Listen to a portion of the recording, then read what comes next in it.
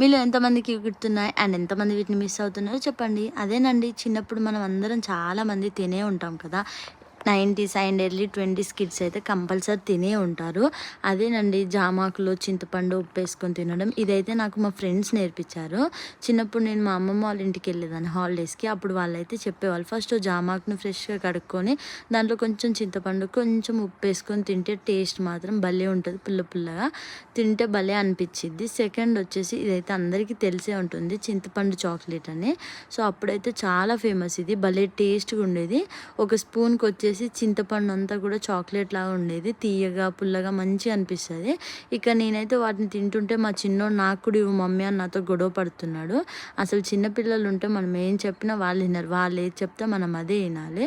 So, finally నేనైతే తినేసి వానికి ఆ స్టిక్ అయితే ఇచ్చాననమాట. వాడు తిని ఎక్స్‌ప్రెషన్స్ అయితే ఇస్తున్నాడు. Thank you for watching. Subscribe చేసుకోవడం మాత్రం